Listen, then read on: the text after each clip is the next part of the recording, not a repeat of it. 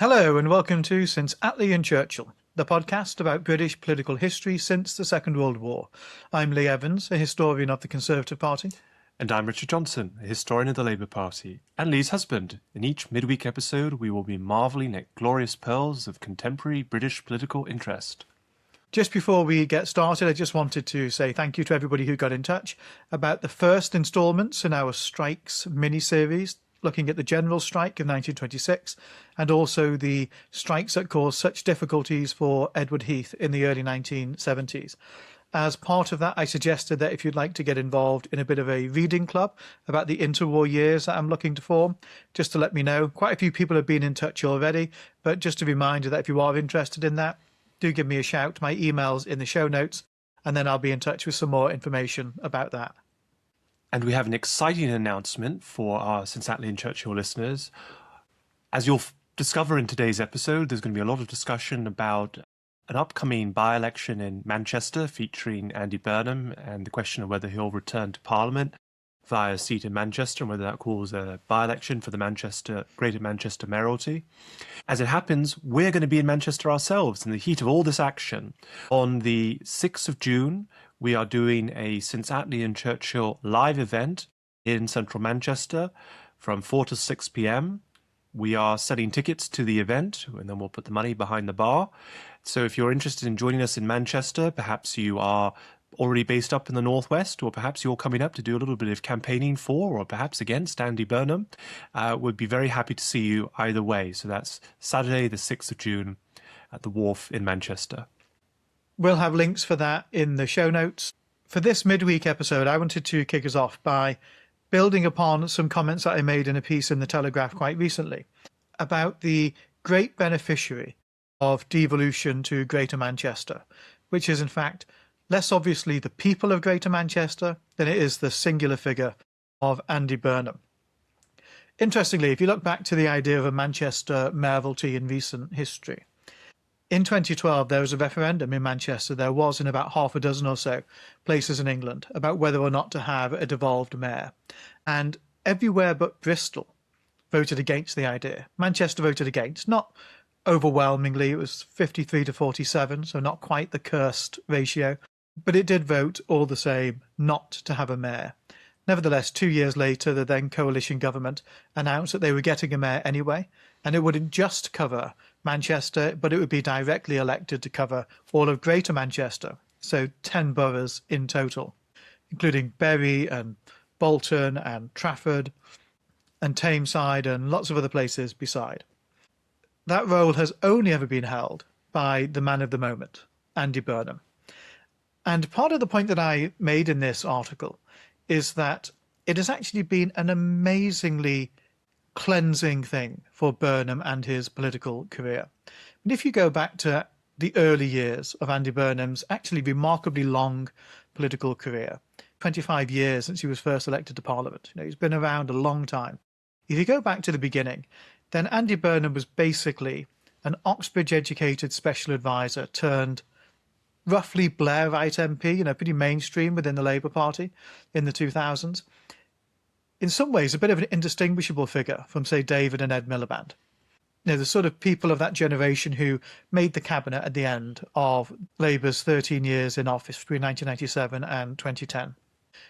And then, of course, he twice stood for the Labour leadership, first in 2010, and he came one from bottom, just managed to outdo Diane Abbott when those two other people I just mentioned, the Miliband brothers, fought it out between them and Ed Miliband won. And then in 2015, he stood for the Labour leadership again. On that occasion came second, but it was still really not a close one thing. Jeremy Corbyn won that Labour leadership election in a landslide. We did a special episode on that, in fact, some time ago. But Andy Burnham was pretty much in a bit of mould of quite a few other Labour politicians, not especially remarkable and a twice-failed leadership candidate. He then goes to Greater Manchester, and it basically rehabilitates him and his role in remarkable ways. It actually does for him something that I think the mayoralty of London did not incomparably for Boris Johnson. Now, if we think about when Boris Johnson was first elected to be mayor of London in 2008, before then, he was seen as a bit of an eccentric backbench Tory MP, somebody of talent. He had edited The Spectator, and he had a public persona, and he was quite a standout politician. But in terms of him climbing up the greasy pole, to use that overused cliche, well, when he had started to make his way up it, he had been sacked, for example, by Michael Howard for lying to his leader about an extramarital affair. So Boris Johnson, on the eve of becoming Mayor of London, was not necessarily going great places. By the end of his 8 years as mayor, he was on the brink of being the effective, if not the titular, leader of the Leave campaign in the 2016 referendum. He was very shortly thereafter made Foreign Secretary in Theresa May's government, and then a few years later he was Prime Minister. And really, Andy Burnham is trying to follow an accelerated version of almost the same path as Boris Johnson did. Having used one of these mayoralties to assert your claim to return to Westminster politics, somewhat cleansed of your previous record of having been there. I think that was true in both of their cases, that they had shrugged off the baggage of their earlier Westminster careers to try and come back as new men, basically. Interestingly, I don't think this is just going to be a phenomenon that we see around devolved mayors in terms of this flitting back and forth between devolved bodies and the Westminster Parliament. And if we take, for example, Scotland, there's been a huge number of members of the Scottish Parliament, including lots of First Ministers, who have at times been members of Parliament in Westminster. Now, some of those are relatively unremarkable because they happen to be MPs before the Scottish Parliament was founded, or in the terminology that they use quite often, reconvened. So that would include Donald Dewar, for example, the first Minister of Scotland, or Henry McLeish as well. They were both MPs who went on to become MSPs. But then there are some slightly more interesting examples. So Alex Salmond, for example, had been an MP before devolution. As it happened, he remained an MP even after being in the Scottish Parliament. He remained an MP until 2010. So there was a period of time in which Alex Salmond was both First Minister of Scotland and a Member of Parliament in the Westminster Parliament as well. And then interestingly, in his case, after he resigned as First Minister in 2014, he went back to Westminster and subsequently became an MP again in Aberdeenshire before he ultimately lost that seat, as it happens. As a slight aside, somebody who has never been in the Westminster Parliament, but was a very long-serving Scottish First Minister, was Nicola Sturgeon. A slight little tidbit about her, though. She was, in the 1992 general election, the youngest person to stand for Parliament in Scotland. She was only 21 at the time when she stood for Glasgow Shettleston in that general election, but she has never been a Member of Parliament in Westminster. John Swinney, the current First Minister, as it happens, has, but he was there before devolution. But actually, part of the reason why I mentioned the Scottish example is that Stephen Flynn, very noticeably, has just left Westminster because he's been elected as a member of the Scottish Parliament. He had been the MP for Aberdeen South. He stood in the Holyrood elections in May, and having been elected, he has now forfeited his seat in the Commons in order to be in Holyrood, presumably because he may have some ambitions to rise up the ladder in Edinburgh, perhaps even be First Minister, perhaps even, given he's a Scottish nationalist, I should say, his ambition is probably to be perhaps not just First Minister, but Prime Minister of an independent Scotland.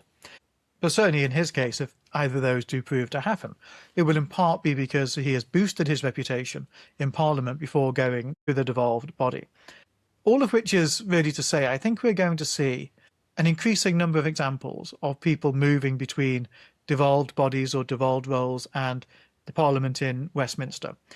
Partly because very often Westminster is a good place in which to build a reputation to then use in a different role that may be more interesting to you, but also because lots of these devolved bodies give you an opportunity and a platform, including an opportunity and a platform to rail against Westminster politics that can then make you a more attractive person to return to Westminster politics. In the Andy Burnham case, we're in the remarkable situation where he has got more experience of Westminster politics than pretty much anybody else, in fact, more than anybody else who I think is going to stand for the Labour leadership. Yet he is able to pitch himself as the outsider who's there to clean up Westminster and fix his party. It's quite a remarkable set of circumstances, and only possible because of the devolution that we've had in the last quarter of a century. Lots of interesting points there, Lee. A few that I want to pick up on. First is I'm really glad that you raised the point about how the coalition government imposed directly elected mayors on English cities in the time that they were in government, in spite of the fact that local people had voted repeatedly against having directly elected mayors. I have a fundamental problem with directly elected mayors because at a constitutional level, what they're doing is introducing a system of presidentialism into our parliamentary kingdom. And what I mean by that is that directly elected mayors sever the relationship between the legislature and the executive branch when it comes to local government. In the parts of the country where we don't have directly elected mayors, the council executive comes from the council itself. Much like in Parliament, the Prime Minister and the Cabinet are in their position because of the relationship they have with the legislature. They are themselves members of the House of Commons and the House of Lords, and they exist in that role because they can command confidence of a majority in the House of Commons. Directly elected mayors have a separate mandate from the council. And so this can lead to very strange situations where the cabinet that the directly elected mayor may be putting together, or simply the directly elected mayor themselves, there are different configurations in different parts of the country, may look nothing like the composition of the council. I was born in Bedford, where we had a directly elected mayor imposed on us by the New Labour government back in the 2000s. And there was an absurd situation at various points where you would have a directly elected mayor. For a long period of time, we had a Liberal Democrat who was our directly elected mayor, whose party was the third largest party in the council. And so the mayor was putting together a Lib Dem-dominated cabinet using councillors who were the third largest group in the council. And it creates effectively a system of gridlock, but also, more importantly, I think actually it obscures accountability because it's no longer clear to the public who should be held responsible for the council failing to do different things. I think that's one of the reasons why politicians quite like directly elected mayors, because it gives them the appearance of power without a great deal of accountability. Whereas if you have a more straightforward traditional council system where you don't have a separately elected mayor, then you know that the council leader is responsible for leading the council, and the council leader must be able to command confidence of a majority of the council, and the council leader is typically the person who leads the largest party on the council. And so there's a direct connection between the councillors and the leadership of the council, which is severed under directly elected mayors. It's interesting that you view Burnham becoming the mayor of Greater Manchester as his moment of rehabilitation, I think is the term that you used. I would say it came much earlier. When Ed Miliband was leader of the Labour Party, he made Andy Burnham Shadow Health Secretary. And that's a wonderful position to be in if you're a Labour politician, because the National Health Service, of course, has this kind of hallowed position within the Labour Party. During a time in opposition, you are no longer responsible for the running of the National Health Service. The Conservatives are in charge of running the National Health Service. Whenever there are problems with the National Health Service or cuts or changes and so on, it is a pretty good shortcut to establish strong connections with the Labour membership by saying that you're fighting against the Tory cuts to the NHS, I love our NHS, etc., etc. And Burnham, I think, was very good at that when he was in the shadow cabinet. I remember he came to Bedford, actually, when he was shadow health secretary. I got him to sign my T-shirt. I've got that somewhere. I never washed it. Never wore it again either, I should say.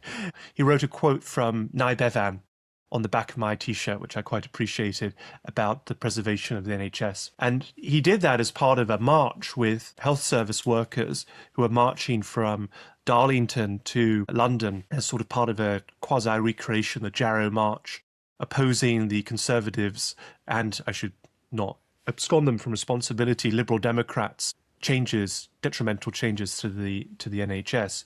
So I think he was already quite a beloved figure. And then in 2015, he was completely teed up, in my view, to be the candidate of the soft left to be leader of the party. The unions looked like they were going to fall in behind him for the most part. The members were very favourably disposed to him. And to be honest, if Jeremy Corbyn hadn't received there's sufficient nominations to be put on the ballot, I think Andy Burnham probably would have walked the Labour leadership contest in 2015. So that was, for me, the reason he went to the Mayor of Manchester was because of something of the sort of humiliation of that leadership contest not going the way that he wanted it to. And really, he does have himself to blame for that in part, although I would also blame Harriet Harman, because the turning point of that Labour leadership contest in 2015 was the Labour shadow cabinet's decision not to oppose the Conservatives' changes to the welfare system. At the time, Harriet Harman was the acting leader of the Labour Party. Ed Miliband had irresponsibly resigned suddenly after the general election. He hadn't even got the decency to stay on until his successor was elected, which I thought spoke very poorly of him. Corbyn was already on the rise, but at the time of that vote, I think he and Burnham were sort of kind of level pegging among the membership. But once Burnham followed the whip, being in the shadow cabinet as he was still, then it gave Corbyn a real sense of clear blue water between Corbyn as the true upholder of the left of the party and Burnham just being part of the Labour establishment. And really, I think for his own electoral chances, Burnham should have resigned from the shadow cabinet and voted against the welfare changes. And that, to me, shows that actually he doesn't always have very good political judgment. The final thing I'll say is on your point about the sort of movement between the different levels of government. You gave lots of really interesting examples with respect to Scotland. Of course, it's not the case that we haven't had people who have risen to national prominence partly through their record in local government. Herbert Morrison, who became Attlee's deputy leader, really established his reputation in local government as the leader of London County Council at the time when you had this great big council area that was under his fiefdom. You've also, I think, another person you could think of was Ken Livingstone, who obviously made a name for himself as the head of the Greater London Council in the 1980s. He comes into Parliament. He's relatively unsuccessful in Parliament because this is a sort of movement of the Labour Party into that new Labour mould, very much against Livingstone's position. And so what does Livingstone do? He then exits Parliament and returns to local government when Tony Blair sets up the Mayor of Greater London, and Livingstone gets the mayoralty against the desires of Tony Blair. But I was trying to think of, are there other examples of people who gain national prominence outside of Parliament and then kind of leapfrog into a senior leadership role in Parliament? And the only other examples I can think of that come to mind right at the moment are trade union leaders back in the sort of mid-20th century in the Labour Party.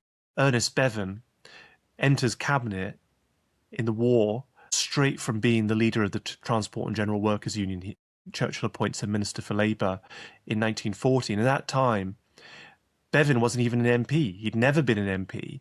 And they had to find him a seat to constitutionally establish his position in the cabinet.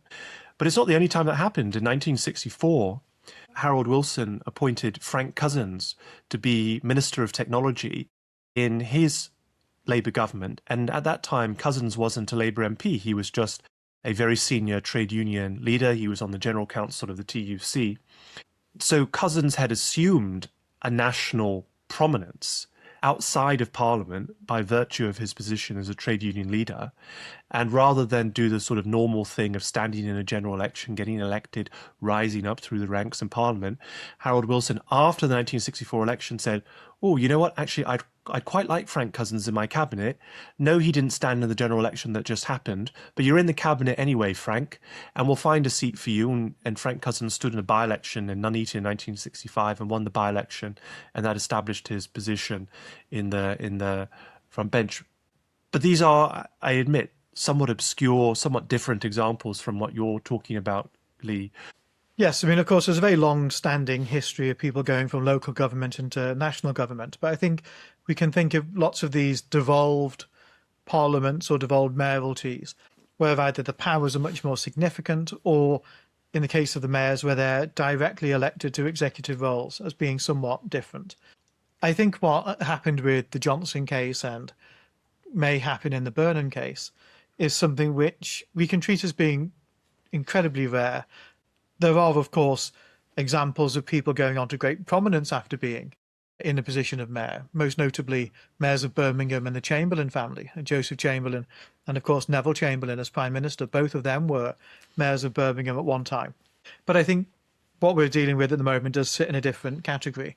And part of what makes it so different, I think, is that sense that it is a feature of the wider presidentialisation of British politics. Of course, we see that most with the role of Prime Minister and the fact that when Prime Ministers change midterm, people see that as being almost an affront to the way in which they voted at the last election.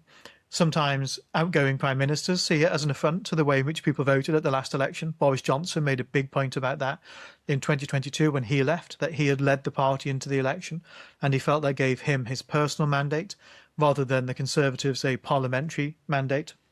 And so it is part of a trend in politics that jars somewhat with the more parliamentary traditions of the way British politics tends to be organised. I think that is worth pointing out, as you say, that these people are elected to direct executive power, but often sitting beneath them is a model that does not necessarily work in that way. That works on a more parliamentary basis, which really muddies the water somewhat. I agree with your point about obscuring accountability. I think that's always a problem when you have different people wielding different levers of power. Of course, in one sense, you could argue, if you really wanted to, that almost any power that's not from the Westminster Parliament in some ways can be used to obscure accountability, because everybody from a district council to a county council to a devolved mayor to the party in Westminster, they will all very often be pointing the finger at each other in terms of who is to blame for something going wrong in a local area. And so in that case, all fragmenting of power has the potential to obscure accountability. Really what we need to try and prevent that from happening is a well-educated electorate about who exercises power where and by what means and under whose authority and by which party. And that is perhaps tricky enough. It's going to be even trickier in multi-party politics when quite often when somebody forms an administration in local government, for example, it's not just going to be a single party that might decide to try and deflect blame to Westminster or somewhere else. It's very often going to be multi-parties. So you're going to end up with a multi-party council administration that is arguably trying to deflect blame back to a Westminster or to some different authority, and therefore accountability is going to become more and more difficult. The final thing I just wanted to say on this is that another difficult feature is that within this latest phase of devolution in the last quarter of a century or so, the ability to wear multiple hats has been significantly restricted. So, for example, there was a time when Boris Johnson was both Mayor of London and a Member of Parliament. That didn't present problems for him. Only a brief period, 2015 to 2016, but it happened. If Andy Burnham wins the Makerfield by-election, and of course that's a huge if on which a great deal in British politics depends, but if he wins it, the one thing we can be sure of is that he will cease to be Mayor of Greater Manchester, and there will be a by-election, probably at £5 million expense to the taxpayers, give or take, in order to administer it. Because under the law as it is at the moment, you cannot be an MP and one of these devolved mayors where they have policing powers. Similarly, up in Scotland, in the Stephen Flynn case, I mentioned that because he became an MSP, he has had to give up his seat in Aberdeen South, so there'll be a parliamentary by-election there. So I think we find ourselves in a situation where the benefits of moving between different levels of government for ambitious politicians have grown in recent years, but some of the pitfalls for parties and for politics more broadly have grown as well. Richard, what's your matter of interest this week? My matter of interest this week is what on earth is Wes Streeting up to? Let me just set out a sort of chain of events and my analysis of what I think is going on and what Streeting may or may not be doing here. So after the local elections at the start of the month, there was speculation that Wes Streeting might resign and stand against the Prime Minister. The day before the King's speech, the Tuesday, Wes Streeting had a very brief meeting with the Prime Minister, and there was much speculation as to what happened in that meeting. We still don't know exactly what happened in that meeting, but my guess is that Streeting was possibly informing the Prime Minister of his intention to resign, but was saying that he wouldn't resign until after the opening of Parliament had been concluded, and so on. You have the state opening of Parliament on the Wednesday, and then on the Thursday, West Streeting announces his resignation. At that point, there's a great deal of speculation that Streeting is also going to announce that he is challenging Keir Starmer for the leadership of the Labour Party, and it didn't happen. And one of the speculated reasons for this is that Streeting was unable to find 20% of MPs who were willing to nominate him for the leadership. And although, as I've said multiple times on this podcast, I don't actually think the Labour rules say that you need a list of the 20% of nominees in order to open the nomination period. The fact is that Streeting never produced that set of names, and some kind of weird groupthink went out in the media and among MPs, and ultimately, I suppose, among the NEC, to think that this was a requirement. As I've said before, in 2016, as far as I know, Angela Eagle did not have a public list of MPs backing her before the NEC opened the leadership nominating window. But anyway, we've gone through that before. So it's possible, but I think it's probably unlikely that Streeting couldn't find 20% of MPs to nominate him, given the ideological disposition of the Parliamentary Labour Party. You have to remember that most Labour MPs were pre-screened in the selection process for the 2024 election to make sure that they were sound from the perspective of basically the Labour right. And of course, not every single Labour MP who did get selected was on the Labour right. There were some who snuck through in competitive selections. One example of that is Lorraine Beavers in Fleetwood, who did stand against a sound Labour right person in her selection in Blackpool North and Fleetwood, but because of her very strong local reputation, Lorraine was able to win that selection, probably much to the chagrin of the Labour leadership. There were other MPs who were more unsound, I suppose, from the perspective of the Labour leadership, but were often selected in seats that, at the time that they were selected, it wasn't expected that Labour would win them.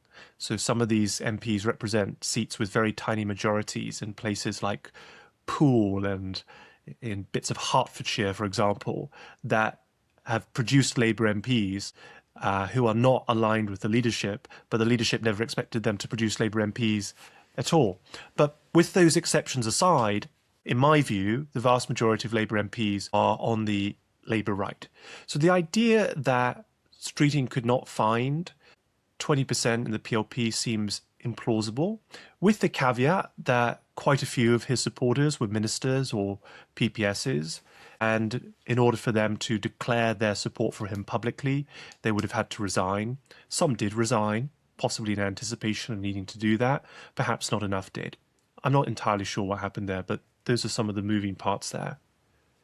The following day, Josh Simons, who is also on the Labour right, resigns his seat in Makerfield, in Wigan, in part of Greater Manchester. And this was made explicit by Josh Simons that he was doing this in order to make his seat available to Andy Burnham. And this might be seen as a bit of a blow to West Streeting. Perhaps a very big blow, actually, because while West Streeting might have fancied his chances of defeating a very bruised Labour Prime Minister Keir Starmer in a leadership contest before the Labour membership, there's no way that Streeting comes anywhere close to beating Andy Burnham among the Labour membership in a competitive leadership election. And maybe that's right, maybe this is a big blow, but there's a bit of me that thinks, is there something a bit more going on here? Because the seat that Josh Simons has made available to Burnham is a very strongly Labour Leave seat. Okay, this is a seat where 2/3 of the voters voted to leave the EU. This is an electorate that strongly supported reform in the local elections at the start of this month. This is going to be a very tough seat for any Labour candidate to win. Perhaps Andy Burnham has this great electoral magic that will manifest itself in the by-election. But I think there is about as good a chance, at least, are flipping a coin and getting heads, that Burnham loses the seat. And from West Streeting's perspective, that might be quite a good thing. Because if Burnham loses the seat, there's no longer this sort of discussion about Streeting has illegitimately sort of tried to take Starmer out before Burnham's in when the Labour membership want Burnham. The soft left, the Tribune Group and others around them, have put all of their coins behind Burnham and see him as their saviour. And if he's no longer in Parliament, who do they turn to? Some of them might turn to Angela Rayner, but she is seen as a somewhat damaged and complicated figure, even in the soft left. Some might turn to Ed Miliband, but he's also a somewhat damaged and complicated figure. So are they in disarray? Do they back Keir Starmer in a leadership contest against West Streeting? I wouldn't put it past them, to be perfectly honest with you. And maybe that's West Streeting's best chance of winning the leadership. And to add to my theory that maybe there are some dark arts going on here, and it's all speculative, I have to say. I may be imposing too much coherence on the events that have, chaotic events that have happened than maybe I should. West Streeting has come out in a very, very strongly pro-EU position, far more so than he has articulated really at any time since Labour's disastrous 2019 general election. Streeting has made a speech saying that Labour should support rejoining the EU, that Labour should have another referendum on rejoining the EU or put it in Labour's manifesto for the next election. This is a policy position which is very popular with the Labour membership, the people who pay their subscriptions to be part of the Labour Party, but it is very unpopular with the types of voters that Labour needs to win in seats like Makerfield. So, first of all, in raising this whole prospect of rejoining, Streeting possibly puts off some people who might consider voting Labour in this by-election by making them think Labour is a rejoined party. It puts Burnham in an awkward position because it forces Burnham to deny that he wants to rejoin the EU, which I think is the correct policy position, and I think it's the right one for that seat and the right one for the country, but it's not the right one for the Labour membership. And is Streeting just creating a situation, which maybe Josh Simons knew might happen, where Burnham is fighting for a by-election that he ends up losing? And that then removes a sort of psychological obstacle for a West Streeting leadership contest. Maybe this is all too Machiavellian, but I'm just putting it out there as a potential theory. I wonder what you think about it, Lee. Well, as you've opened up the can of worms that is the Labour leadership contest, first of all, on a slight tangent, I just want to say a word for Anas Sarwar, who I have a lot of respect for in this sense. Because if we zoom out slightly, I actually feel contemptuous towards Labour MPs about the fact that this leadership crisis is going on now. It's only going on because of Labour's appalling performance in the devolved elections and the local elections. Anybody who has spoken to anybody for the last 12, 18 months knows that this is an unpopular government, knows that this is an unpopular Prime Minister, knows this is an unpopular Chancellor as well, for what it's worth. And that if Labour fundamentally wants to try and change public perceptions of this government, that there would have to be significant change at the top. And I think it's personally rather ridiculous that Labour MPs waited until after it was known for sure that they had lost power in Wales for the first time since devolution, after it was known for sure that the Labour Party fell further back in Scotland than they had in previous elections, and after it was known for sure that Labour had lost all over the country, basically, in council elections. There's a huge part of me that just wonders what on earth were Labour MPs thinking in waiting until now. And I have a lot of respect for the fact that Anas Sarwar basically came out months ago and said to them, look, don't leave us with this dud party leader going into these elections. We don't get all that many chances to try and elect a Labour First Minister in Scotland, and you're making it impossible for us.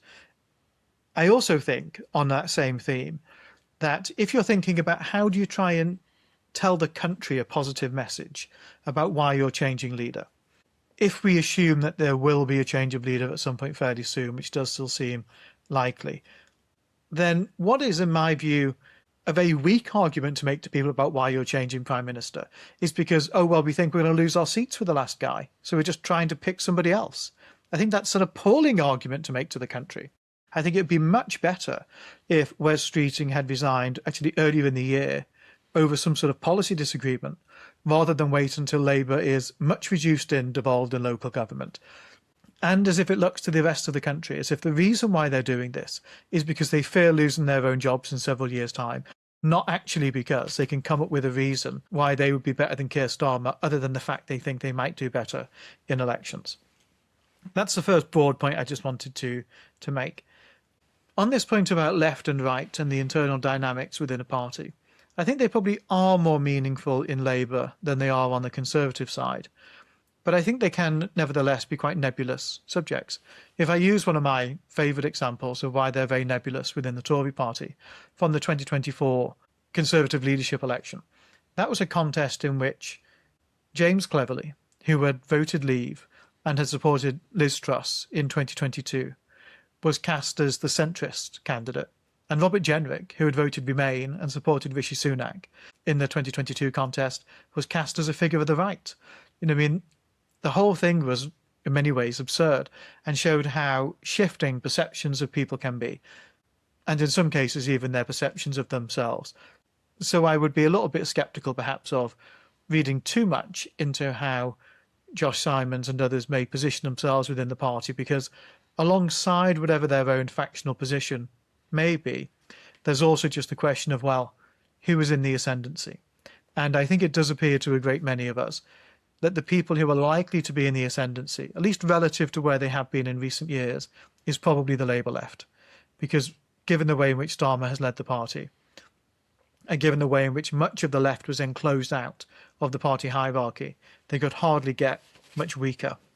Yeah, I take the point on maybe I'm overreading the sort of factional manoeuvring here. I mean, I would say this feels very McSweeney-esque, this kind of factional game playing, and it's been such an important part of the Starmer years that it wouldn't surprise me if someone who was involved in Labour Together, as Josh Simons was, who's very close to people like McSweeney and that operation, as far as I understand, might not be somewhat Machiavellian in their positioning. At the same time, people have said to me, and I don't know necessarily if these people are speaking with great credibility, but people have said to me, oh, well, actually, Josh Simons is in for Burnham, and he wants Burnham, and it's genuine, and he sees Burnham as the person to save Labour from its particular mess that it's in at the moment. And that may be it, and that may just be the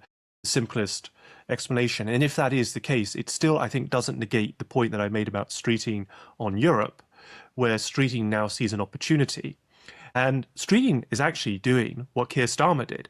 In my view, Keir Starmer used his position as shadow Brexit secretary to make an appeal to the median Labour member during the Corbyn years, who was to the left of Starmer or his cadre, McSweeney, etc., economically, but was very, very pro-Europe and therefore more pro-European than the Corbynites, and Jeremy Corbyn in particular.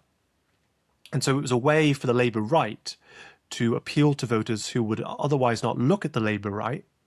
Now, of course, Starmer himself kind of also made out that he wasn't Labour right, but anyone who was following that leadership election reasonably closely understood that the candidate of continuity in ideological terms for the Labour Party was not Keir Starmer, but was Rebecca Long-Bailey. But Starmer was more vocal on the European issue.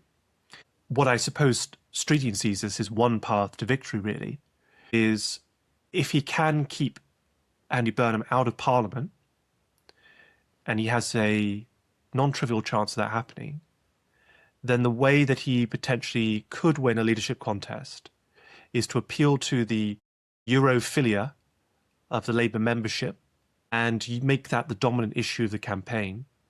And whoever the soft left puts up, or if it's him versus Starmer, to basically out pro-European them. And because the Labour membership is so, in my view, myopic on Europe, in other words, they just can't conceive of how you could achieve left-wing goals outside of the EU. In my view, like a completely absurd position to have, but that's the position that's so dominant among the Labour membership, that in their desperation to undo the last 10 years of British politics, they would latch on to a streeting leadership campaign. I assume that's his strategy. And whether that's been done in coordination with Josh Simons or not, I think the point still stands there. The other thing I just mentioned is your point about resignations and the cowardness of waiting until after local elections to resign. I agree with you. I take that point because I think that it's been clear for a long time now that Keir Starmer is a poor prime minister and a poor leader of the party and government. And there were earlier opportunities to try to at least send shots that could potentially course correct even a Starmer leadership by showing that the policies of the Starmer government was pursuing was wrong. And the only cabinet attending minister who has actually done this is Annalisa Dodds, who had been the international development minister, who was attending cabinet. And when Starmer went to cut money for international development, Annalisa said, I can't support this. It goes against my principles. It goes against what I think a Labour government should be doing. I think we should be supporting, maybe even increasing international development funds, not cutting below what the Conservatives did. And she resigned. And I give her a lot of credit for that. And I wish that there had been more ministers at an earlier juncture who did the same, to be honest, because their loyalty to a failed project has put Labour in a disastrous position like the one it finds itself in now. That's all for this midweek episode. Just a reminder that if you enjoy listening to the podcast, we'd be delighted if you left us a positive review wherever you get your podcasts from. And also a reminder that you can subscribe if you're watching on YouTube, or follow on Spotify or whatever it may be, to find out when the latest episodes are out. As we said at the outset, there'll be a link to our event in Manchester in the show notes, and also to our Patreon as well, where you'll find bonus episodes and can listen to this all ad-free. If we don't see you there, we'll see you on Sunday, when we'll be back with the final instalment in our Strikes mini-series. What is for many people the strike that defined a generation, the miners' strike of 1984 to 5. We'll see you then. Thanks very much.